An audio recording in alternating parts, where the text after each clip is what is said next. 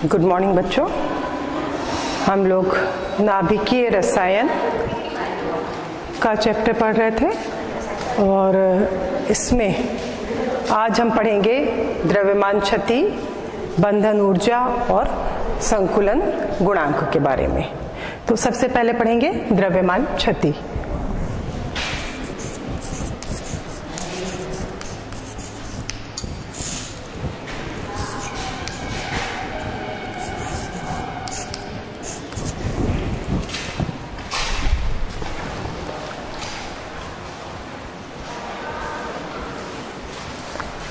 द्रव्यमान क्षति नाभिक में उपस्थित प्रोटॉन और न्यूट्रॉन के कुल द्रव्यमान और नाभिक के वास्तविक द्रव्यमान के अंतर को कहा जाता है। द्रव्यमान क्षति किसे कहते हैं? द्रव्यमान क्षति कहा जाता है नाभिक में उपस्थित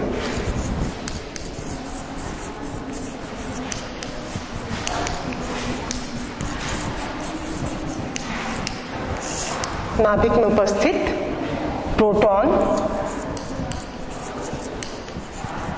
एवं न्यूट्रॉन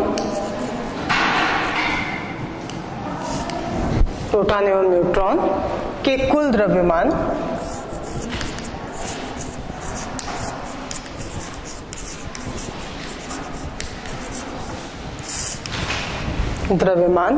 और नाभिक के वास्तविक द्रव्यमान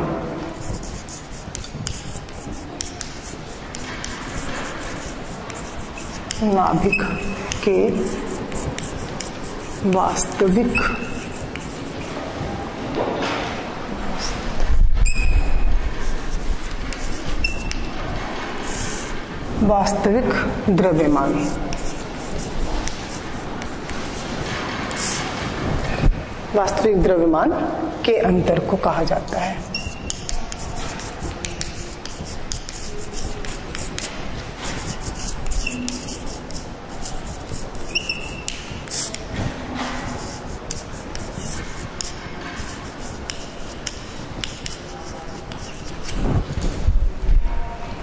ठीक है, तो द्रव्यमान क्षति क्या होगी? हमें पता है परमाणु का जो नाभिक होता है किससे मिलके बनता है? प्रोटॉन और न्यूट्रॉन, है ना। तो जब प्रोटॉन और न्यूट्रॉन का कुल द्रव्यमान अगर हम देखें और नाभिक का वास्तविक द्रव्यमान, इन दोनों का अंतर क्या कहलाता है? द्रव्यमान क्षति कहलाता है। अर्थात जब नाभिक प्रोटॉन और न्यूट्रॉन से मिलकर के बनता है तो इसके द्रव्यमान में कुछ कमी आती है। क्षति यानी कमी, है ना। द्रव्यमान में कमी क्या कहलाएगी? द्रव्यमान क्षति कहलाती है। अब द्रव्यमान में कमी तो अपने को पता है परमाणु का नाभिक में ही उसका संपूर्ण भार निहित होता है ना। हम लोग ने परमाणु की संरचना पढ़ी थी तो उसमें अपन जानते थे कि परमाणु नाभिक ही परमाणु के पूरे परमाणु भार को से मिलकर के बना हुआ होता है। और परमाणु के नाभिक में कौन कौन से न्यूक्लियॉन है? प्रोटॉन और न्यूट्रॉन। ये जो प्रोटॉन और न्यूट्रॉन है इन दोनों को मिलाकर के न्यूक्लियॉन कहा जाता है। क्या बोलेंगे? न्यूक्लियॉन। तो जब नाभिक प्रोटॉन और न्यूट्रॉन से मिलकर के बनता है तो उसके द्रव्यमान में कमी आती है और यही कमी कहलाती है द्रव्यमान क्षति। तो आप दोनों तरीके से बोल सकते हैं, है ना। अब द्रव्यमान क्षति से रिलेटेड एक और शब्द होता है, वो है बंधन ऊर्जा।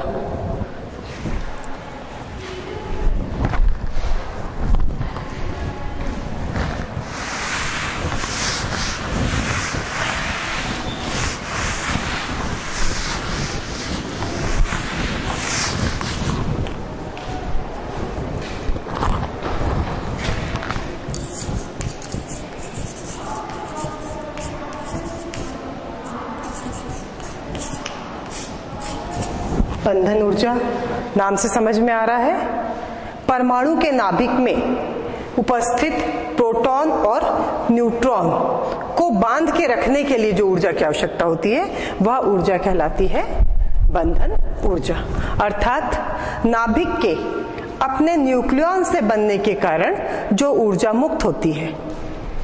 न्यूक्लियॉन किसको कहा था अभी मैंने आपको बता चुके हैं, प्रोटॉन और न्यूट्रॉन जो दोनों नाभिक के अंदर उपस्थित है, इन दोनों को मिलाकर के न्यूक्लियॉन कहा जाता है।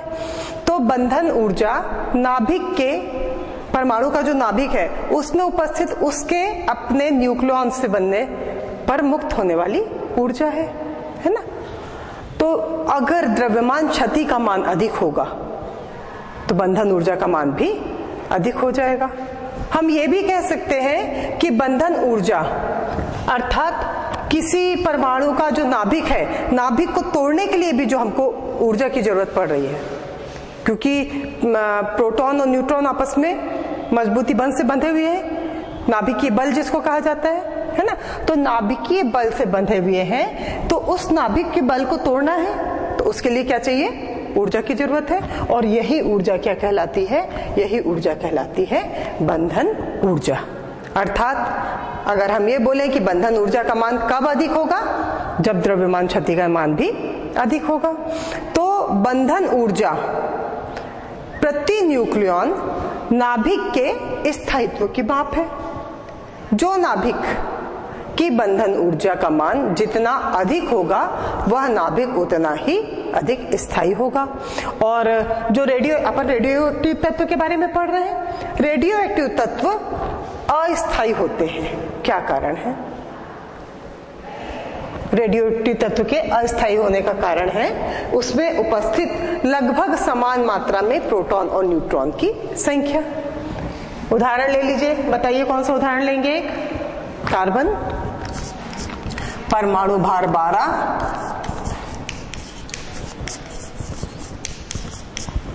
परमाणु क्रमांक 6।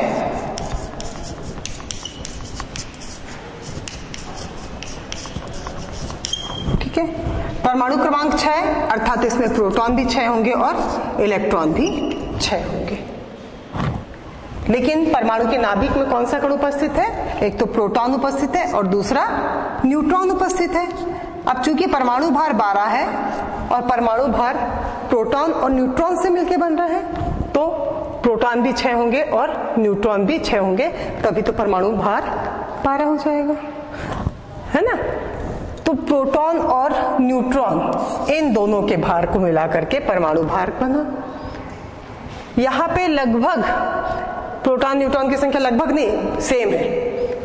ठीक, कुछ दूसरा तत्व ले लेते हैं जैसे सोडियम। इसका परमाणु भार या परमाणु द्रव्यमान भी बोल सकते हैं अपन, है ना। कभी आगे आपके उसमें द्रव्यमान शब्द भी आया है, तो परमाणु द्रव्यमान हो गया 23। तो परमाणु क्रमांक कितना हो जाएगा इसका?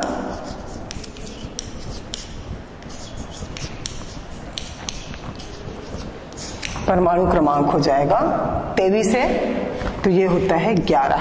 परमाणु क्रमांक 11 यानी प्रोटॉन की संख्या भी 11 और इलेक्ट्रॉन की संख्या भी 11। न्यूट्रॉन की संख्या कितनी होगी इसमें? न्यूट्रॉन की संख्या बताइए। 12, क्योंकि अपने को पता है नाभिक प्रोटॉन और न्यूट्रॉन से मिलकर बना है, तो इन दोनों का मान 23 आना चाहिए। अभी मैंने बताया परमाणु का जो नाभिक है वो न्यूक्लियॉन से मिलकर के बना है। न्यूक्लियॉन जो उसमें उपस्थित प्रोटॉन और न्यूट्रॉन की संख्या है ना। तो प्रोटॉन और न्यूट्रॉन ये दोनों मिलकर के 23 हो गए, ज्यादा अंतर नहीं है, सिर्फ एक का। पिछले कालखंड में हमने पढ़ा था यूरेनियम के बारे में। कोई भी रेडियो एक्टिव तत्व ले लीजिए, मान लीजिए हमने एक लिया यूरेनियम, यहां ले लेते हैं।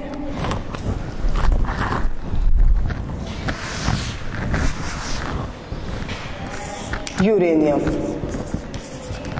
23892। परमाणु भार कितना हो गया इसका? परमाणु भार हो गया 238, तो ये परमाणु भार हो गया 238। परमाणु क्रमांक कितना होता है? ये जो हम नीचे लिखते हैं परमाणु क्रमांक हो गया, परमाणु क्रमांक हो गया 92। परमाणु क्रमांक का मतलब हो गया प्रोटॉन की संख्या प्लस या इलेक्ट्रॉन की संख्या, प्रोटॉन की संख्या और इलेक्ट्रॉन की संख्या, है ना। लेकिन अपने को पता है कि परमाणु का पूरा भार कहाँ उपस्थित है, नाभिक में। तो नाभिक किससे मिलके बना है, प्रोटॉन और न्यूट्रॉन। तो 238 में से अगर 92 इलेक्ट्रॉन है, 92 प्रोटॉन है, तो न्यूट्रॉन कितने होंगे, इसमें से इसको घटा दीजिए। 8 में से 2 गया, 6, 12, 13 में से 146, है ना। 238 टोटल भार हो रहा है, किस किस से मिलके बनना चाहिए, प्रोटॉन से और न्यूट्रॉन से, है ना। तो प्रोटॉन और न्यूट्रॉन से मिलकर के ये भार आना चाहिए। तो जब हम इन दोनों को जोड़ेंगे तो ये भार आ जाता है 6 और 2 8, 9 और 4 13 की 3, और ये 1 1 2, आया ना पूरा भार। तो यहाँ पे हम क्या देख रहे हैं, अभी हमने इस केस में भी देखा, एक समान वाले में भी देखा कि प्रोटॉन और न्यूट्रॉन की संख्या में ज्यादा अंतर नहीं है ना, एक का अंतर आ रहा है या बराबर है दोनों की संख्या। लेकिन इस तत्व में हम क्या देख रहे हैं कि प्रोटॉन की संख्या और न्यूट्रॉन की संख्या में बहुत अधिक अंतर है। यही अंतर इस तत्व को रेडियो एक्टिव बना देता है, या इस तत्व को अस्थायी बना देता है, ये कहना चाहिए, अस्थायी बना देता है। और इन तत्वों से फिर विशेष प्रकार की किरणें निकलने लगती हैं, जिन किरणों को कहा जाता है रेडियो एक्टिव किरणें, और इस घटना को ही रेडियो एक्टिवता कहा जाता है ना। तो ये हो गया कि अगर किसी तत्व की बंधन ऊर्जा जो प्रति न्यूक्लियन नाभिक के स्थायित्व की माप होती है, अगर वह अधिक है तो द्रव्यमान क्षति भी अधिक हो जाएगी, या नाभिक अधिक स्थायी होगा। कब स्थायी होगा, जब बंधन ऊर्जा का मान अधिक होगा। अपन क्या बोलेंगे, बंधन ऊर्जा का मान अधिक है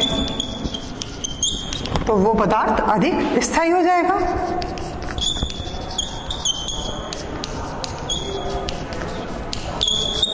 अधिक स्थायी पदार्थ प्राप्त होगा, है ना, क्योंकि उसको तोड़ने के लिए, जब बंधन ऊर्जा मतलब उसको बनाने वाली ऊर्जा तो बहुत मजबूती से पकड़ के रखा हुआ है बंध ने, तो उसको तोड़ने के लिए हमको अधिक ऊर्जा की आवश्यकता पड़ेगी।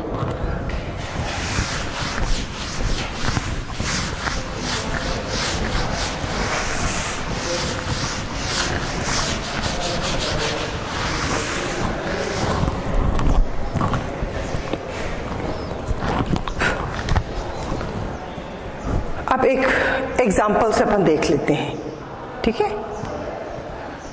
एग्जाम्पल है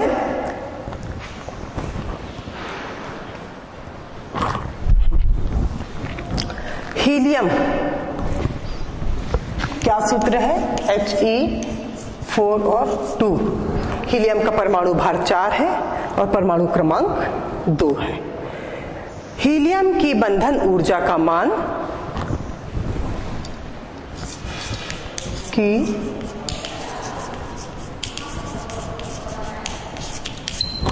हीलियम की बंधन ऊर्जा का मान 28 मेगा इलेक्ट्रॉन वोल्ट है। तो प्रति न्यूक्लियन बंधन ऊर्जा की गणना कीजिए। ये तो हीलियम की बंधन ऊर्जा बता दिया, कुल बंधन ऊर्जा इसकी इतनी है ना। टोटल बंधन ऊर्जा किसकी, हीलियम की कितनी है, 28 मेगा इलेक्ट्रॉन वोल्ट। ठीक, अब हमको क्या करना है, वो ये बोल रहा है कि प्रति न्यूक्लियन बंधन ऊर्जा की गणना कीजिए।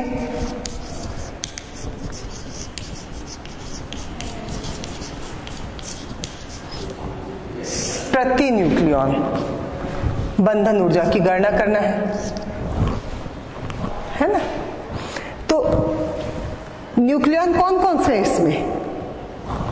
न्यूक्लियन यानी नाभिक के अंदर उपस्थित पदार्थ, तो न्यूक्लियन हो जाएंगे 2 प्रोटॉन होगा धन 2 न्यूट्रॉन होगा। नाभिक किससे मिलकर बना है? प्रोटॉन से और न्यूट्रॉन से।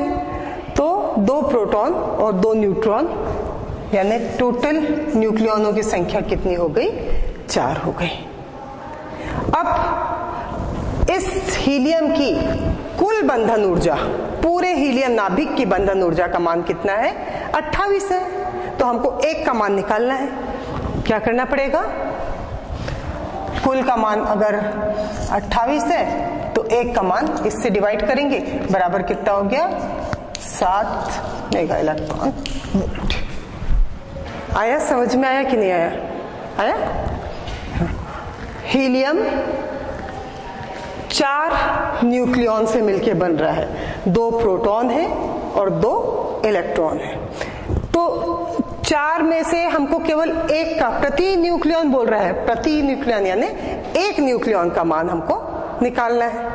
1 न्यूक्लियॉन का मान कितना हो जाएगा? 7 मेगा इलेक्ट्रॉन वोल्ट। ठीक, तो ये हो गया बंधन ऊर्जा की माप ज्ञात करना। इसी तरीके से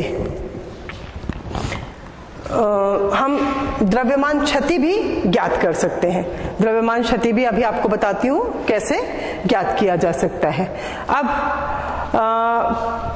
बंधन ऊर्जा और द्रव्यमान संख्या, इन दोनों के बीच में अगर हम ग्राफ खींचते हैं तो क्या होगा?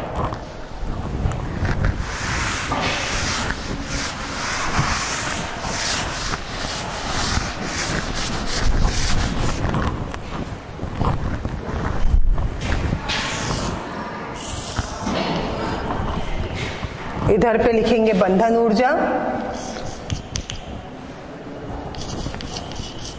और इधर लिखेंगे द्रव्यमान संख्या। ठीक है, बंधन ऊर्जा और द्रव्यमान संख्या। अगर हम इन दोनों के बीच में ग्राफ खींचते हैं तो हमको ग्राफ कुछ इस तरीके से मिलता है। यहां से इधर तक तो बढ़ता है, लेकिन जब रेडियो एक्टिव तत्व आ जाते हैं तो इसका मान धीरे धीरे कम होने लगता है। ठीक है, तो द्रव्यमान संख्या जैसे जैसे बढ़ेगी वैसे वैसे बंधन ऊर्जा का मान कम होते जाएगा। कम होते जाएगा। क्यों कम हो रहा है? क्या कारण है कम होने का? नाभिक का स्थायित्व है ना, क्योंकि नाभिक में प्रोटॉन और न्यूट्रॉन की संख्या में बहुत अधिक अंतर है। जहां प्रोटॉन तो केवल 92 थे, वहां न्यूट्रॉन कितने थे? 146 थे। काफी अंतर है इन दोनों के बीच में। तो जब बहुत अधिक अंतर होता है तो हम ये देखते हैं कि बंधन ऊर्जा पहले तो बढ़ती है, लेकिन जैसे जैसे परमाणु द्रव्यमान बढ़ते जाता है बंधन ऊर्जा का मान भी कम होते जाता है। तो वो तत्व कैसा हो जाएगा? वो तत्व अस्थायी हो जाएगा। ठीक है, अब एक प्रश्न अपन उसका भी कर लें, द्रव्यमान क्षति का भी कर लेते हैं।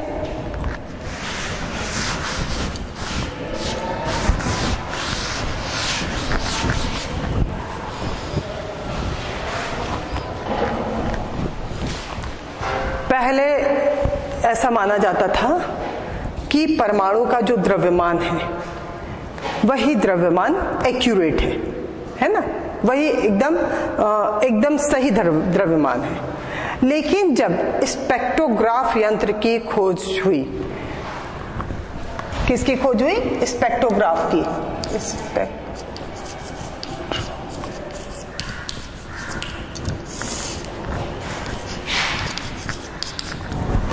जब ये स्पेक्ट्रोग्राफ की यंत्र की खोज हुई तो ये देखा गया कि ये जो स्पेक्ट्रोग्राफ है ये बहुत छोटे से छोटे कण अर्थात प्रोटॉन, न्यूट्रॉन और इलेक्ट्रॉन जैसे फोटॉन, मेसॉन, ये सब कुछ है ना, छोटे छोटे कणों का भी एक्यूरेट एकदम सही माप बता सकता है।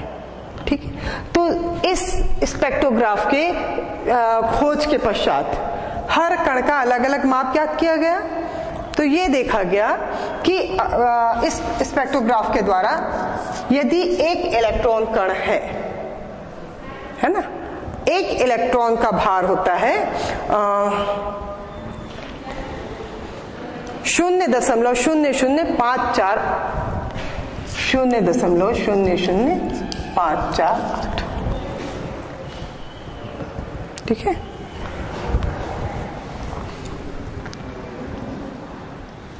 इसके बाद इलेक्ट्रॉन के बाद प्रोटॉन ले लेते हैं। अगर प्रोटॉन का भार देखा जाए तो वो है 1.00758 1.00758 AMU में है ना। और तीसरा कौन सा कण बचा? न्यूट्रॉन। न्यूट्रॉन का भार देखा जाए तो वो होता है 1.00873। स्पेक्ट्रोग्राफी यंत्र, जब इस यंत्र की खोज हुई तो अभी इसके पहले जब तक इसकी खोज नहीं हुई थी तो एक परमाणु का भार ज्ञात किया जाता था।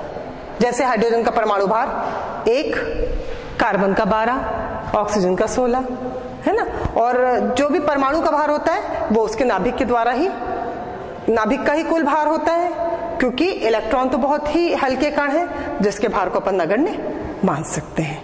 लेकिन जब स्पेक्ट्रोग्राफी यंत्र की खोज हुई तो उस यंत्र की खोज होने के बाद हमें बहुत ही छोटे छोटे कणों के बारे में भी ज्ञात हो गया।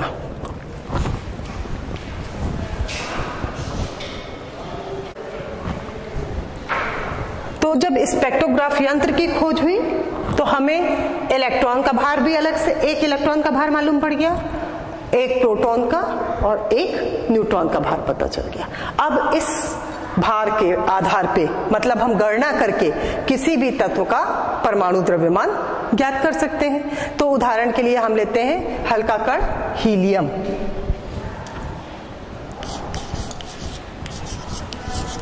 हीलियम का परमाणु भार 4 है और परमाणु क्रमांक 2 है। अभी आपको बताया था हीलियम में 4 न्यूक्लियॉन है, जिसमें से 2 प्रोटॉन, 2 इलेक्ट्रॉन और 2 ही न्यूट्रॉन है। तो ये एक का भार है ना। ये भार किसका है? एक न्यूक्लियॉन, एक इलेक्ट्रॉन का भार है, एक प्रोटॉन का भार है और एक ही न्यूट्रॉन का भार है। हमको कितने कितने चाहिए? 2 प्रोटॉन चाहिए, 2 न्यूट्रॉन चाहिए और 2 ही इलेक्ट्रॉन चाहिए। क्या करना पड़ेगा? इन सबको 2 से गुणा कर दीजिए। जब हम इन सबको गुणा करते हैं, ठीक, गुणा करने के बाद सबको जोड़ दिया जाएगा। पहले आप इन संख्याओं का 2 से गुणा करिए और इस गुणा करने के बाद ये जो संख्या आती है वो सारी संख्याओं को जब हम जोड़ते हैं तो हमारे पास भार आता है 4.03410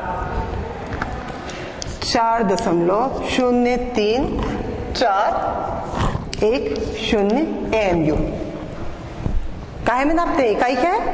AMU यानी एटॉमिक मास यूनिट, परमाणु द्रव्यमान इकाई, है ना। इसी में नापा जाता है। तो ये गणना से हमने जब एक इलेक्ट्रॉन के बारे में मालूम था तो 2 इलेक्ट्रॉन, 2 प्रोटॉन और 2 न्यूट्रॉन के भार को जोड़ा और चूंकि ये सब कण 2-2 थे तो उसे गुणा किया तो हमारे पास भार आ रहा है 4.0340, अर्थात ये हमको गणना से प्राप्त हो गया है। अब हीलियम नाभिक का वास्तविक भार अगर हम देखें तो हमें पता है कि हीलियम का कुल भार होता है 4.00370, 4.00370। ये कब आता है? जब हम हीलियम नाभिक को तौलते हैं। हीलियम नाभिक का जब हम द्रव्यमान ज्ञात करते हैं तो हमें ये पता चलता है हीलियम नाभिक का द्रव्यमान इतना है। लेकिन अगर हम कैलकुलेट करते हैं, गणना करते हैं, तो हमें क्या पता चलता है? गणना से इसका द्रव्यमान 4.0340 AMU आ रहा है ना। तो अब वास्तव में इन दोनों के बीच में जो अंतर आएगा वो क्या होगा? अंतर क्या हो जाएगा? 0, 4, 0, 3, 0.0। ये अंतर आया इसका। अंतर यानी कैसे करेंगे? घटा दिया ना हमने। पहले एक बार और रिपीट करती हूँ, पहले इतना समझ लीजिए आप, ठीक है। तो ये जो अंतर आ रहा है, मतलब वास्तव में इसका द्रव्यमान इतना होना चाहिए, लेकिन द्रव्यमान इतना है, तो कहाँ गया बाकी द्रव्यमान? यह द्रव्यमान ऊर्जा के रूप में इसकी क्षति हो जाती है, इसी को कहा जाता है द्रव्यमान क्षति। नहीं आया ठीक से? फिर से एक बार रिपीट करूं। जब स्पेक्ट्रोग्राफी यंत्र की खोज हुई तो हमको क्या पता चला कि हम बहुत छोटा से छोटा कण, चाहे वो इलेक्ट्रॉन हो, प्रोटॉन हो, मेसॉन हो, फोटॉन हो, न्यूट्रॉन हो, इलेक्ट्रॉन, प्रोटॉन, न्यूट्रॉन, सारे कणों के अलग अलग भार ज्ञात कर सकते हैं। तो एक प्रोटॉन का भार कितना होता है? 1.00758। एक न्यूट्रॉन का भार कितना होता है? 1.00873। और वैसे ही एक इलेक्ट्रॉन का भार होता है 0.00548। इन तीनों में, इन दोनों की तुलना में हम इसके भार को नगण्य मान सकते हैं, है ना। ये 1 दशमलव समथिंग, ये भी 1 दशमलव समथिंग, लेकिन ये 0.00 फिर 5, मतलब इन दोनों की तुलना में इसका भार बहुत ही कम है। अब हम, चूंकि हमको हीलियम का निकालना है, आप किसी भी तत्व का निकाल सकते हैं। एक एग्जांपल अपन ले रहे हैं हीलियम। तो हीलियम में प्रोटॉन की संख्या और न्यूट्रॉन की संख्या और इलेक्ट्रॉन की संख्या, टोटल भार इतना ही है। तो 2 प्रोटॉन, 2 न्यूट्रॉन और 2 इलेक्ट्रॉन है, इसलिए ही हम इसमें 2 से गुणा करेंगे। तो हमारे पास जो भी भार आ रहा है, ये सब भार को जोड़ देंगे, तीनों का भार जोड़ेंगे तो हमको कितना मिलता है?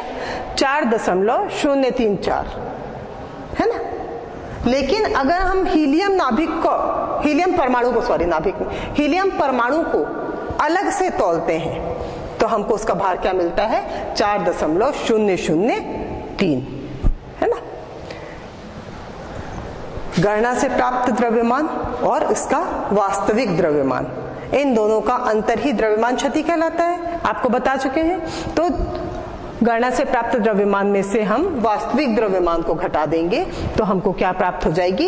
ये मिलेगी, इसी को कहा जाएगा द्रव्यमान क्षति।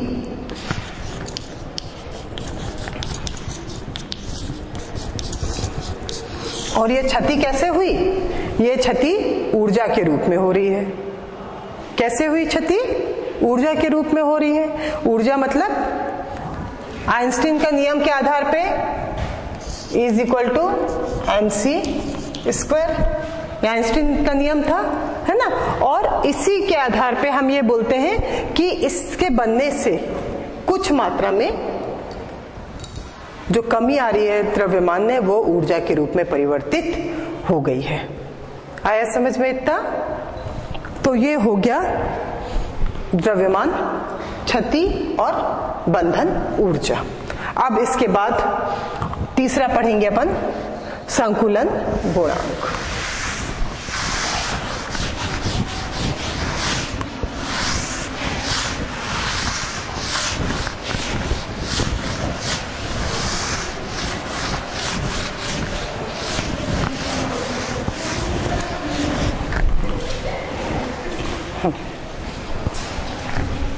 संकुलन गुणांक।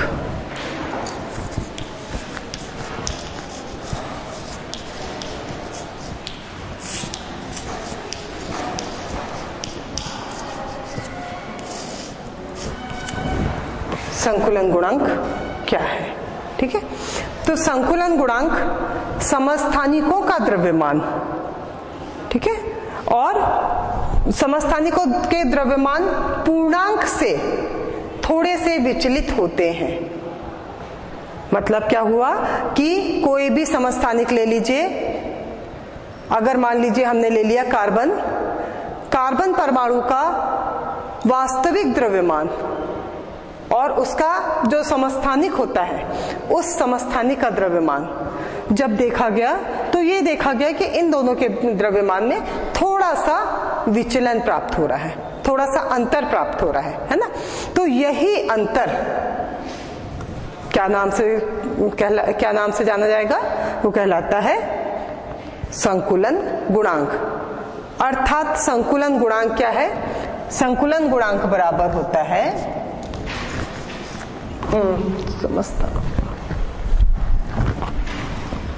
संकुलन गुणांक बराबर होता है समस्थानिक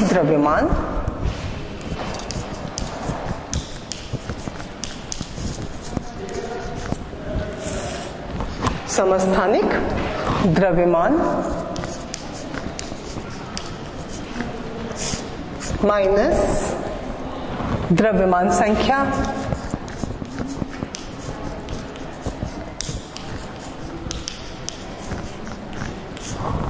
बटे द्रव्यमान संख्या।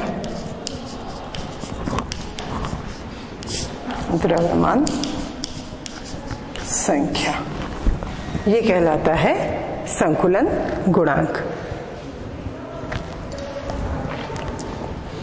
तो हम क्या बोल सकते हैं कि किसी भी पदार्थ का जिसके समस्थानिक उपस्थित हैं, समस्थानिक का द्रव्यमान और उसकी द्रव्यमान संख्या, इन दोनों में थोड़ा सा विचलन पाया जाता है ना। तो संकुलन द्रव्यमान अगर हमको ज्ञात करना है तो हम कैसे ज्ञात करेंगे? संकुलन गुणांक ज्ञात करना है तो हम जानते हैं समस्थानिक का द्रव्यमान निकाला जो थोड़ा सा विचलित है, और इसका वास्तविक द्रव्यमान संख्या, और इस पे भाग देंगे हम द्रव्यमान संख्या का। जैसे एक एग्जांपल फिर से हम हीलियम ही ले लेते हैं। हीलियम, इसके समस्थानिक का जो द्रव्यमान आया था वो था 4.003, ठीक है, और इसका जो द्रव्यमान संख्या है हीलियम की वो कितनी है? 4। अभी मैंने लिखा था हीलियम ये 4 है ना। तो इसकी द्रव्यमान संख्या कितनी है? 4 है बटे 4।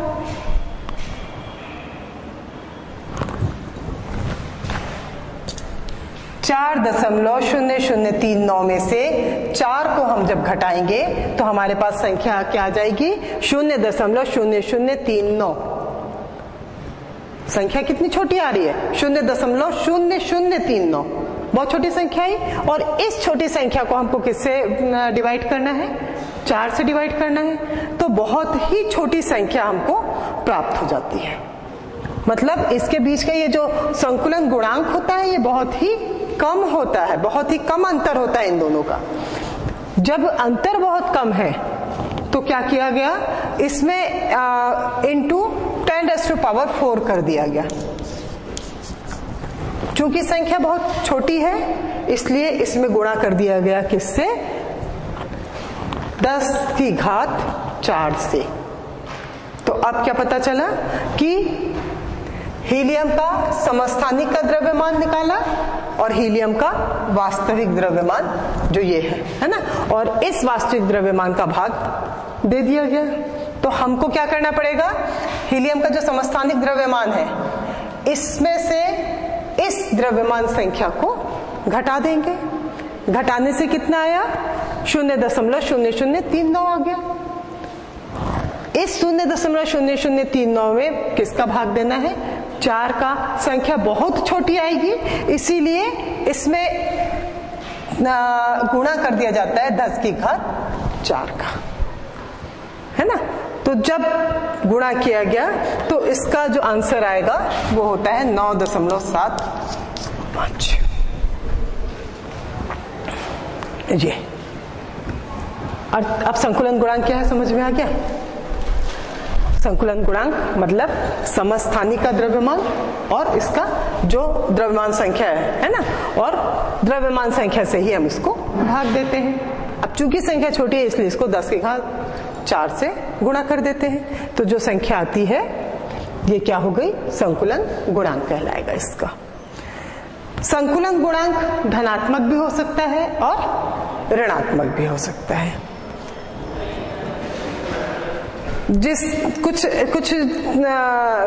कुछ तत्व ऐसे हैं जैसे निकिल, आयरन, इनके समस्थानिक द्रव्यमान कम होते हैं और जिसका द्रव्यमान, समस्थानिक द्रव्यमान जितना कम होगा वह उतना ही स्थायी होगा। दूसरा, जिसके द्रव्यमान संख्या 200 या उससे अधिक है, तो ऐसे तत्व धनात्मक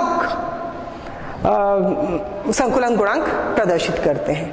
अभी आपको बताया था संकुलन गुणांक का मान धनात्मक भी हो सकता है और ऋणात्मक भी हो सकता है। तो जिसके मान धनात्मक है वो स्थायी है अपेक्षाकृत, जिसके ऋणात्मक है वह भी स्थायी हो सकता है, लेकिन जिसका संकुलन गुणांक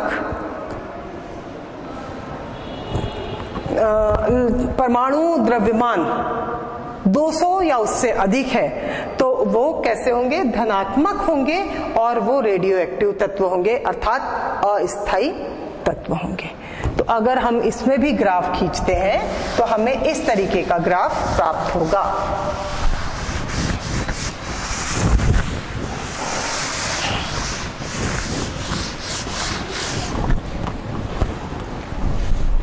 संकुलन गुणांक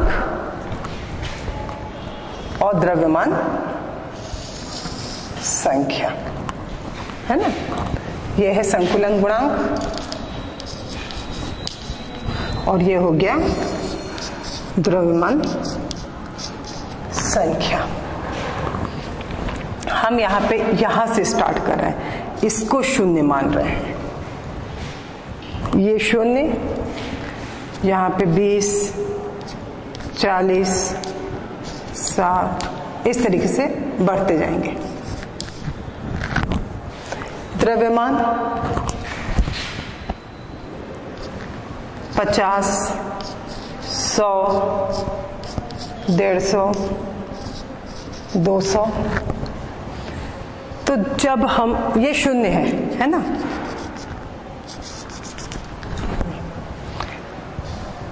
जब हम संकुलन गुणांक ये प्राप्त कर लिया इस सूत्र के द्वारा, जो अभी हमने पढ़ा उस सूत्र से संकुलन गुणांक प्राप्त कर लिया। अब संकुलन गुणांक और द्रव्यमान संख्या, इन दोनों के बीच में जब हम ग्राफ खींचते हैं तो हमें क्या पता चलता है कि पहले ये इस तरीके से आएगा और ऐसे आके ये 200 इधर है। ये जो 200 है ना, 200 से फिर बढ़ना चालू होता है। तो क्या देख रहे हैं, ये हाइड्रोजन का है। जब हम आगे बढ़ते हैं तो संकुलन गुणांक का मान धनात्मक हो रहा है, यहां से धीरे धीरे यहां पे संकुलन गुणांक का मान ऋणात्मक हो गया। जब 200 परमाणु क्रमांक आता है उसके बाद फिर संकुलन गुणांक का मान धनात्मक होने लगता है। तो ये जो 200 या इससे अधिक वाले जो तत्व होते हैं वो अस्थायी तत्व और रेडियो एक्टिव तत्व है ना। तो ये रेडियो एक्टिव तत्व जिनके नाभिक अस्थायी है, ये हो गया आपका संकुलन गुणांक। इसके पश्चात अपन पढ़ेंगे कृत्रिम तत्वांतरण।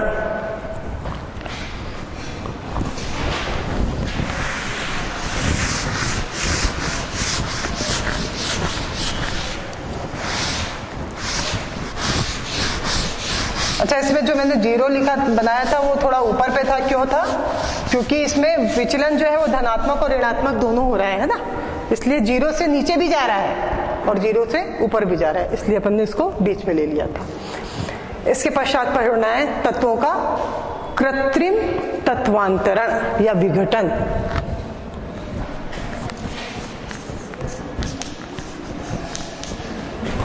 तत्वों का कृत्रिम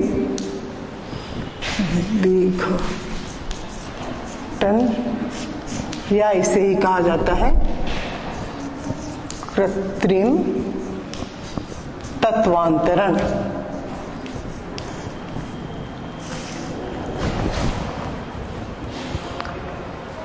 नाम से समझ में आ रहा है, कृत्रिम यानी प्रकृति में नहीं हो रहा है, मनुष्य के द्वारा किया जा रहा है ना।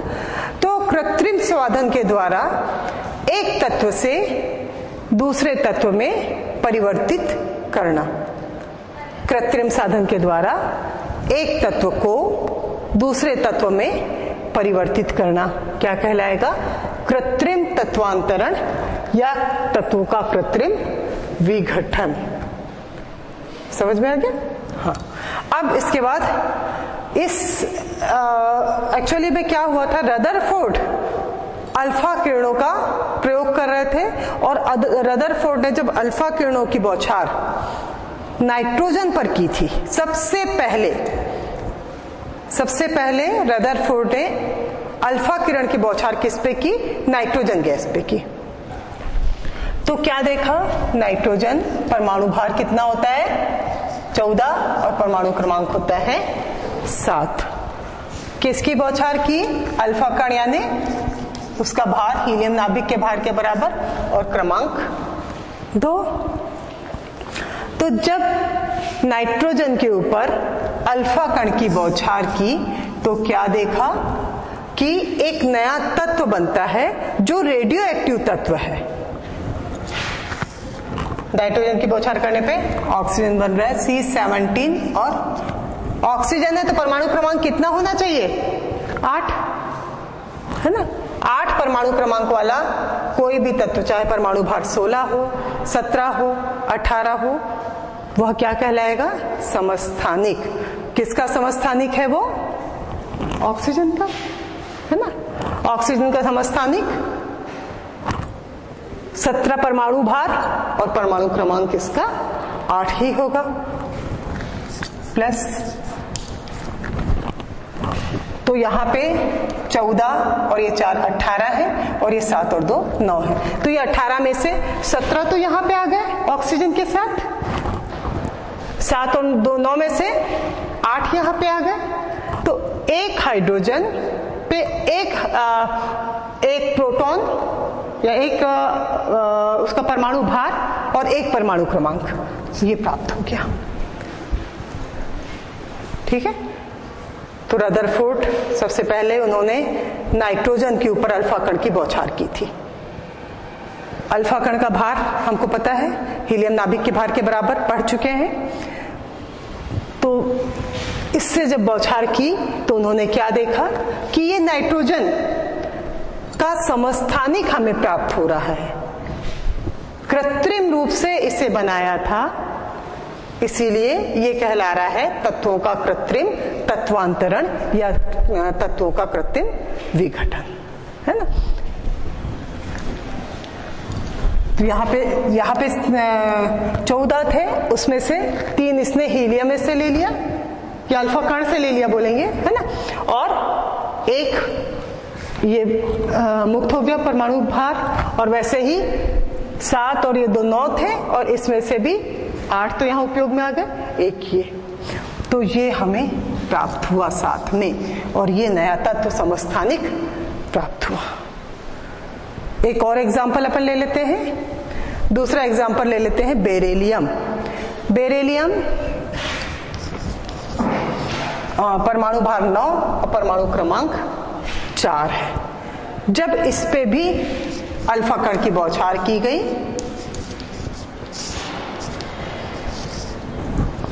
क्या बना? बनने वाला पदार्थ 9 और 4 10 11 12 13 है ना। तो कार्बन बना 12 वाला और 6 धन। बेरिलियम का परमाणु भार 9 है, अल्फा कण का 4, 9 और 4 13 हो गया। 13 में से ये C12 वाला मिल गया हमको 12, अब 1 बच गया, एक ये।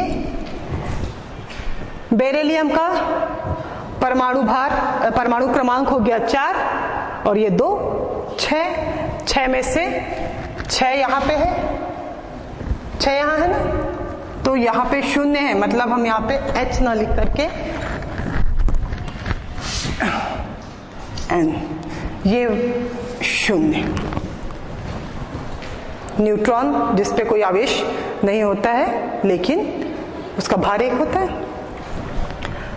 तो जब बेरिलियम पर अल्फा कण की बौछार की जाती है तो हमें तत्व प्राप्त हो रहा है C, यानी C6, परमाणु क्रमांक 6 है, यानी वो क्या हो गया, कार्बन, और परमाणु भार इसका हो गया 12। यहाँ पे 13 था, 1 बच गया, ये आ गया, 4 और 2 6 यहाँ पे हो चुके हैं, तो यहाँ पे कितना आएगा, 0 आएगा।